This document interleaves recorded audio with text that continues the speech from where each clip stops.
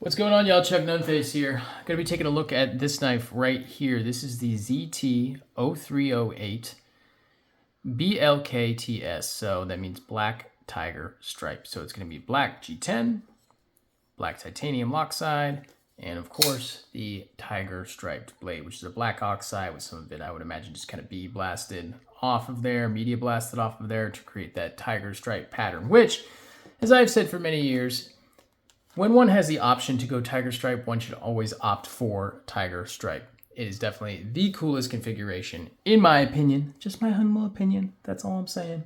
But in any case, going to take a look at this one. This is recently discontinued by ZT Knives. Now, when I shouldn't say just this one, it looks like the entire platform, the 0308 platform, has been discontinued, and that was announced recently. So when you look on ZT's site, there is one model, which is the carbon fiber scale version, which does not say discontinued.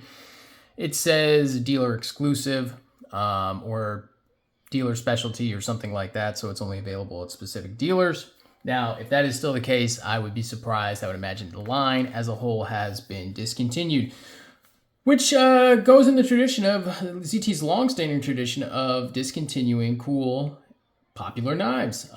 This knife has been pretty popular. It was released 4 years ago, and it harkens back to the kind of go bold ZT attitude, the proudly built in the USA, proudly overbuilt in the USA attitude that ZT Knives had. Now, it's a little bit more refined than some of the earlier versions, but it certainly pays, homage to the 0300 series, designed primarily by Ken Onion, but of course with hands of Strider as well, Mick Strider. And so we're going to compare this knife to the old knife as well, and just talk a little bit about, I just don't understand really why ZT would choose to discontinue this model. It does seem popular. From what I can tell, the people who own these, they seem to really like them. And there's a lot to like with it, frankly. There really is. I mean, you've got a titanium frame lock folder, 20 CV blade, CPM 20 CV blade, as shown right there.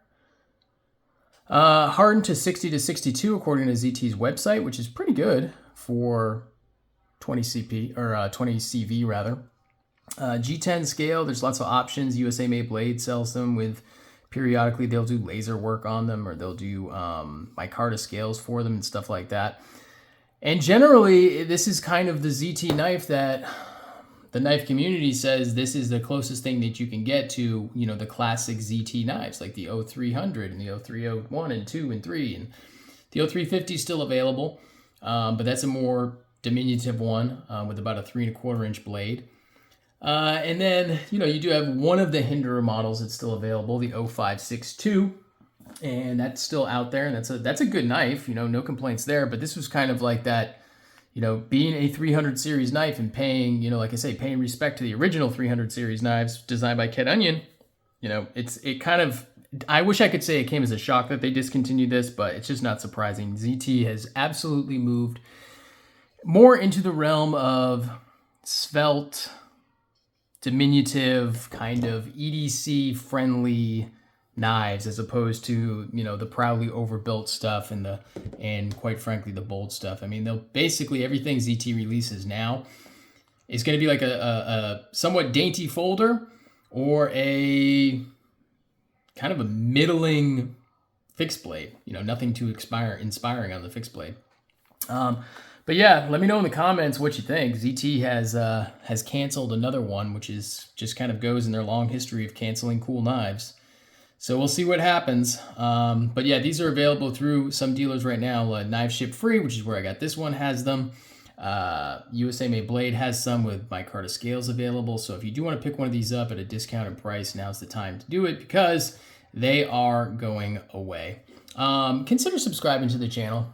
There are a lot of people who have subscribed, and I thank you for doing so.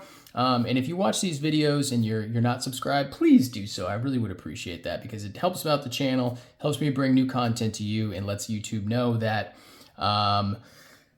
people are interested in my channel and people want to watch. And it will come up in your feed and other people's feeds more often if you subscribe to the channel. So please do that. I would definitely appreciate it.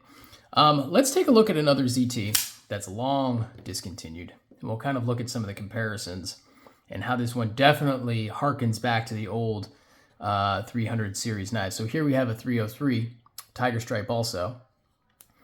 Fully Ken Onion design, as you can see right there. And it does have the strider element as well, but I mean, really, the only thing I can really think of as far as strider goes is maybe the jimping, and the pocket clip is kind of a strider design. But other than that, I really don't see a whole lot of strider influence on this. We're kind of taking the same basic dimensions of the knife. I mean, this one, the 0308 is going to have a longer blade. So if we're going to do it from here, we're going to have about let's see, 1, 2, 3, just over 3.5, but really you've got like 3.8 when you factor in the cutting edge, because if we're going to measure from right there, that would be the top of the blade. So it's going to be a little bit bigger than the 0303 in this case, which is a classic ZT. Now this one is an assisted knife, and this one runs on ZT's KVT bearing system, and gosh, it really is nice, and it really is smooth. I mean, that is just drop shut, snaps out with authority, and just very, very smooth, really nice on those KVT bearings, no complaints whatsoever there. The weight is good on this. I think these are like 6 something ounces. It's a little lighter than this. Now this one is, historically, it is going to be an assisted knife, but this was modded by my friend Satu Dave, who put drilled a detent hole in there. So now it is fully manual. I could always make this assisted again by just putting the torsion bar back in there, but I mean, really, why would you? So this one has been de-assisted, so it's manual only now, no assisted opening. But you can definitely see where the inspiration came from the milling on both sides. We've got some nice milling there. And then on the front side, the G10 scales as well. The overall, I mean, yeah, this is a recurve, got more of a drop point. This one's more of kind of an upswept belly with a harpoon and a drop point. I mean, it's not exactly the same, but you can see just looking at these two right here where the inspiration comes from, down to the pivot design as well. So this one you would just kind of take, you take some pliers, I guess. I mean, I would take, on something like this, I would probably just take my Leatherman and I would pinch that right there and I would just unscrew it like that. And this takes like a, what do I want to say, a 5/8? 3/8, something like that socket. I can't remember off the top of my head. I might have a socket handy that fits it. I'm not going to spend a whole lot of time looking, but if I do have it right here, I don't see it super handy, so I'm not going to check, but I believe it's either 3/8 or 5/8 socket that you use to do that. You know, the flow-through construction with this classic ZT standoffs on this one, and this one has a back spacer where the screws are going to go all the way through. This has the external hinderer type of lock bar stabilizer and over travel stop. Thank you. That's the term I'm looking for. This one is going to have an internal overstop on the inside of that lock bar right there. So that's where you're going to have, if you look, let's see if I can get a better shot of it. Inside there, you will see just a little bit of it peeking through there, which is going to act as the internal lock bar, not lock bar stabilizer, but the over travel stop. This also has a steel insert, as you can see right there, whereas this is just riding right on the TI, the detent ball in there as well. But yeah, I mean, the similarities are there, and they really did a good job, I think, with offering this knife to, you know, knife enthusiasts who really like the classic ZT knives, the overbuilt knives from, you know, the early 2000s. And, you know, even in the blade thickness, right, not the blade thickness, but the overall thickness right there. I mean, this is a little beefier. This is a little more svelte.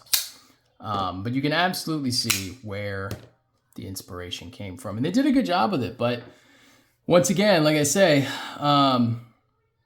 it's been discontinued. So you won't be able to get these anymore. I mean, they'll be out in the market for a while, and they'll be in the secondary market for a while. I mean, who knows if I'll even keep this one, if it's going to hold up the way this one does. I mean, these have really stood the test of time, this 300 series and even the 200 series, kind of OG ZTs. They've really stood up in the test of time, or held up over time, I should say. They've done, these are really highly sought after now. I mean, you go on eBay or you see one for sale, to be able to get one around $350 is going to be a score.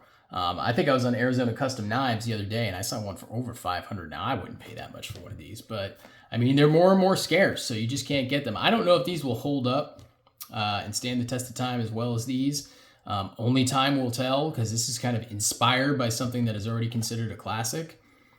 So I don't know if these will hold up, but I don't know. I mean, it definitely is a very cool knife. It's not as cool as this, but this only really became cool. Well, it was always cool, don't get me wrong, but the reason we consider it cool now is just because it is that beefy, old school style that ZT was famous for, and that ZT got famous for, that they've just totally moved away from with their modern production. They were into much more smooth and EDC friendly type of knives, and that's just kind of what they're doing. So, I mean, it would be really nice if they would do both. You know, if ZT stayed the big overbuilt knives, and then they did, you know, Kershaw was the lighter knives. I mean, Kershaw could have a budget line, but they could also have a premium line, which I think, you know, the ZT has always been the premium line of Kershaw. And then, but I mean, just if they could do something, I mean, I don't understand why you can't do both. Why you can't have overbuilt, big, beefy knives, which appeals to your base, your core fans, your original fans of the brand, and then also do something that is more refined, more lightweight, more pocket-friendly, things of that nature. For those people that want that and that want it in a premium package and would rather carry something, a nicer ZT, than, you know, a more Spartan-esque Kershaw. You know, there's some great Kershaws out there too, don't get me wrong. But, I mean, I don't work for ZT or Kai International or KAI or whatever you want to call it. I don't work for them. I don't know what sort of business decisions they're making. I'm not in charge over there, so I don't have an inside track on anything like that. But I think I speak for everyone when I would love to see more of these. And 4 years ago, really thought this was going to be the direction that ZT was going to go in, or at least take a product line into that direction, but nothing else really came out that I can think of. Correct me if I'm wrong, let me know in the comments, but I can't think of anything else that came out that was like the 308 that would indicate that they were going into, you know, going back to their roots in any way. It was pretty much just this knife, and then they abandoned whatever sort of path they may have been on. Maybe there was no path, maybe it was just a one-off. They wanted to see how it did. I mean, they must have sold a lot of units over 4 years, but once, like I say, this is going the way of the dodo. So let me know what you think. That's going to do it for me. Like, subscribe, leave a comment, do all those good things. Certainly would appreciate that. And stay tuned for the next one. Peace.